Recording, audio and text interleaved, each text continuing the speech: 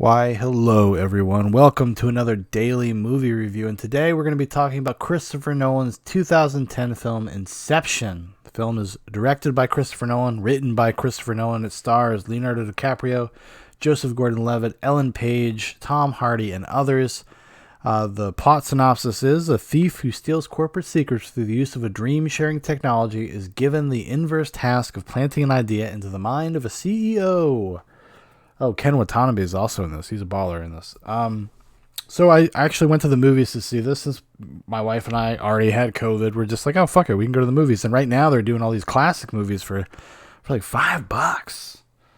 We went to go see this on IMAX for like $6 a piece, baby. I was like, And I had never seen Inception in the theaters. I did not get to see this in theaters when it came out. I was in the Midwest. I actually watched it on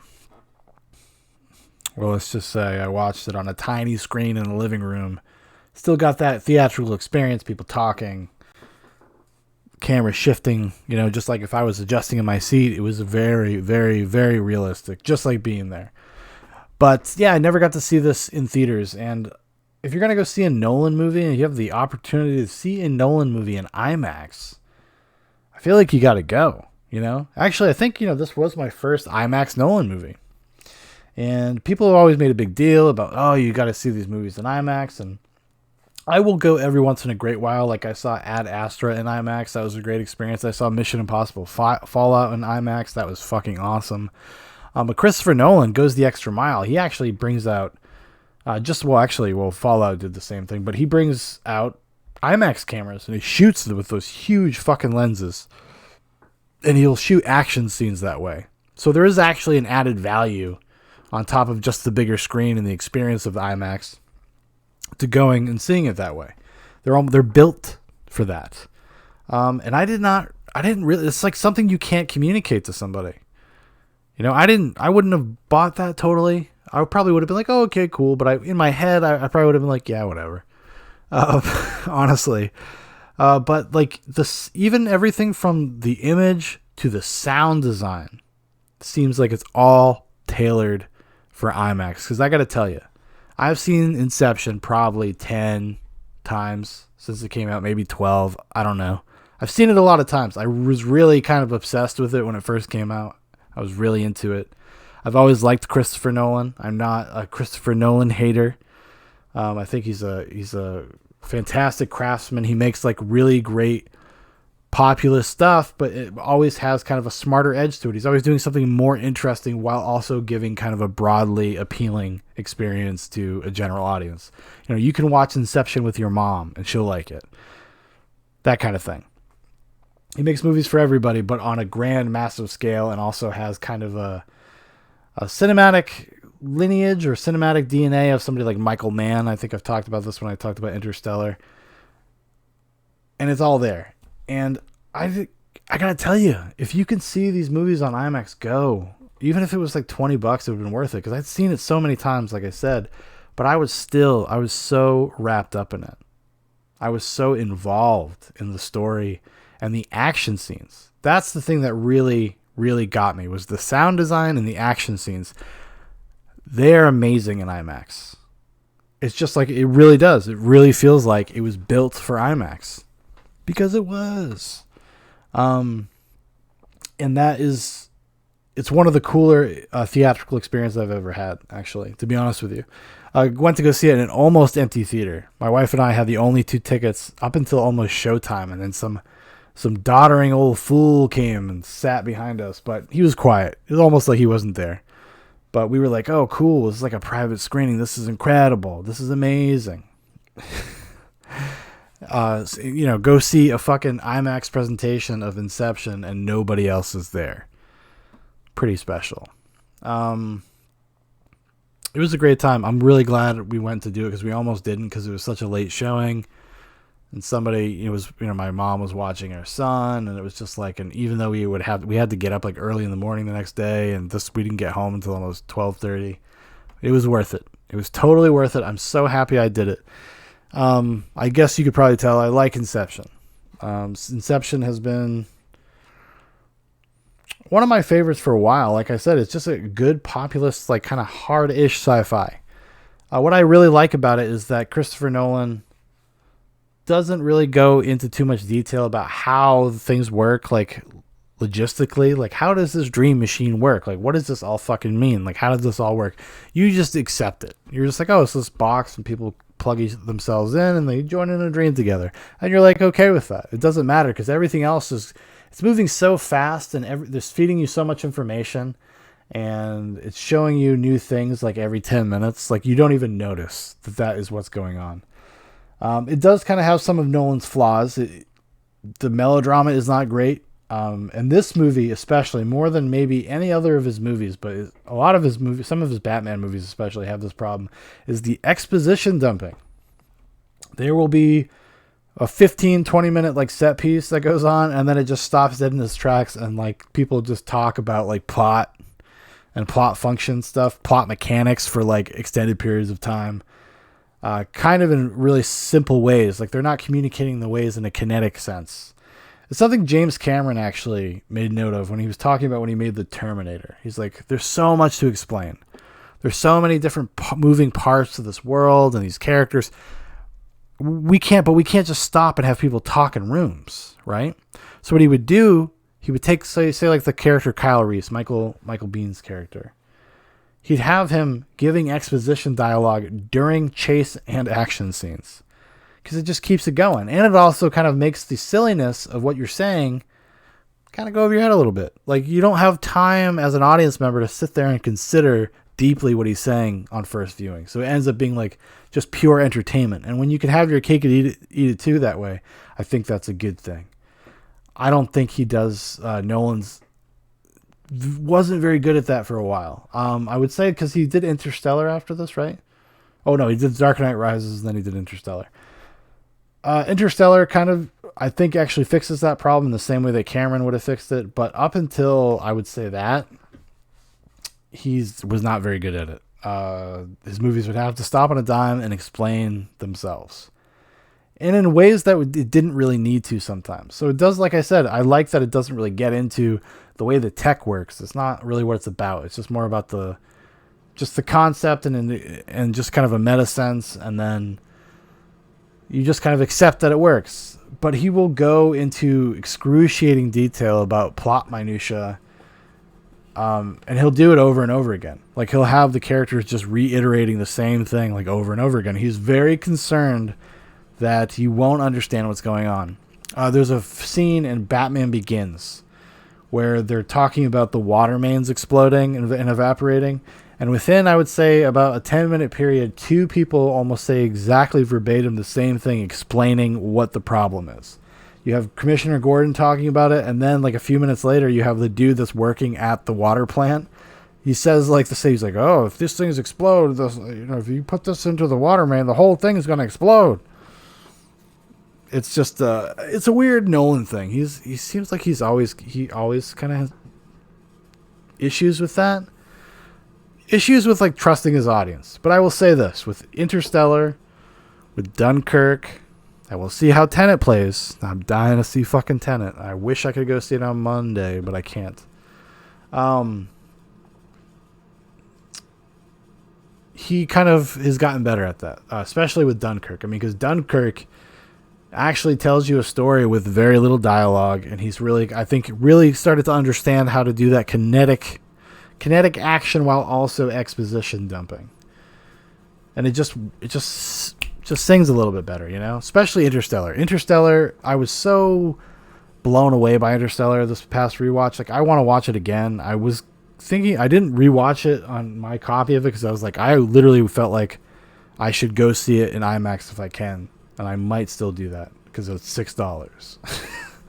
Because I would. Like, I just enjoyed it so much. And after seeing Inception, I was like, holy shit. Like, that would be the way to see that fucking movie. Especially that movie. Especially that with all the space travel and stuff. But, yeah. So, even though this is kind of, it's got its clunkiness to it, I really do have an affinity for Inception. I think it's cool. It's a cool fucking movie. And it's, you know, it's because it's got this cool, like, weird corporate espionage type of angle to it with a cool, like, weird science fiction thing where they're like going into dreams and they're implanting ideas and the different layers of the dream, and it's all so fucking silly. But this cast is really game for it. They really sell it, and Christopher Nolan just taking it seriously and making it like he's making a serious action movie really pulls it off, in my opinion. Clunkiness aside, I think at the end of the day, this movie is a complete success. You really can forgive the problems it has. Like, even when I'm watching the movie and I'm actively, because I've seen it so many times now, I'm actively like, that's kind of a problem. I don't like the way they're doing this. Like, that stuff just kind of washes over me. I'm like, well, who cares? Because in its most, like, stupid, just in the most stupid, superficial way, I'm like, this is just fucking cool to me. This is just awesome. I just love the idea of it. And yeah. So I'm sure most people, they've seen Inception. Everybody's seen Inception at this point. If you've never seen Inception, do yourself a favor. Even if you can't go to the theater, you can't go get that IMAX experience, you should try while they're still doing it. But even if you can't do that, you should watch Inception. It's a must-see movie. Of the past, 20 years, especially the past 20 years, I mean, holy shit. Like, we went through a real dry spell with, good sci-fi action movies from, 2000 to 2010 when this came out. Because I saw this, it was like a 10th anniversary screening, which I don't know if they had already done this, a few months ago. I don't think so, though. Christopher Nolan's been really, really big on, keeping theaters alive, keeping the theatrical experience alive. So I think this was just for these special screenings, because they give you a little preview of Tenet, little teaser of some of the behind the scenes stuff they're doing with Tenet, and then there was a 15-minute little video about the production of Inception, and he's talking about it retrospectively, and about the process of making it and some of the challenges and the way they did things. It was super interesting, actually. It was really cool. And it was for fans of the movie, for fans of his work. And it was, I had a blast. I really did. Seriously, I was like, oh, fuck. I forgot how awesome it was to go to the movies, How much I enjoy it, how much fun I have. Especially when it's something like this. Something big like Inception just demands to be seen on a screen like that. And I was not really anticipating that for some reason. I don't know why. I knew it would be cool. Don't get me wrong. I just didn't realize how taken I would be with the experience. Because I was so fucking into it. It's just, like I said, I'm still giddy about it. This was a few days ago. But it was so crazy because I've seen it so many times. But it was like when you watch a movie that you're familiar with on a new format. So when I first got my 4K player, my 4K TV, I would buy some of these older movies that were in 4K, some of my older favorites like Blade Runner and The Shining, The Fifth Element. I bought a few just movies like that. 2001: A Space Odyssey. That was actually the whole entire reason I bought a fucking 4K player. And it was like watching them for the first time again, and I got that experience. Watching Inception in IMAX, because it's such a unique way to see the film, and I'm really happy I did it. Like I said, I'm really happy I did it. And now I got to get Inception on 4K. I got this stupid Blu-ray, this stupid dumbass Blu-ray. Who the fuck watches Blu-ray, baby? It's 2020 year the 4K. Got to get up in that. Yeah, very excited. Very excited that I saw it. Still kind of buzzing even days later. I'm just talking about it and I'm just remembering how much fun I had. I love this. I love the cast. I love the characters, even though they're not super finely etched. You get just enough of everybody. I would say this viewing, Tom Hardy really stood out. Tom Hardy adds a really nice lightness and a nice little flavor to the movie. Kind of almost like a comic relief, him and Joseph Gordon-Levitt. They have kind of somewhat of an adversarial, kind of a friendly competition kind of relationship. There's a little bit of tension there. And they play off of each other really well. And Tom Hardy just nails it. Very clear. I'm glad they got along so well, him and Nolan. Because I would love to see them do something else, honestly. I'm looking forward to that day. because he was in what? He was in Inception. He was in Dark Knight Rises, obviously as Bane, and then he was in Dunkirk. So hopefully they'll work together again. I would like to see that. Let me know see Leonardo DiCaprio, Christian Bale, and Tom Hardy in a Nolan movie. Let's do it, boys. Let's get the crew together. Maybe Cillian Murphy, bring him along for the ride as well. It's got the great Pete Postlethwaite. So I think this might have been his last movie, or one of his last movies. If you don't know who Pete Postlethwaite is, well, you're just a bad person. Great character actor. Got a British. Where was he from? Yeah, he's a Catholic dude from Warrington, Lancashire, near Liverpool. Yeah, he's a great character actor that I really enjoyed. Oh no, The Town and Killing Bono is his last movie. This is one of his last movies. I'm trying to think, what would a normie know him from? The remake of The Omen. He's Father Brennan.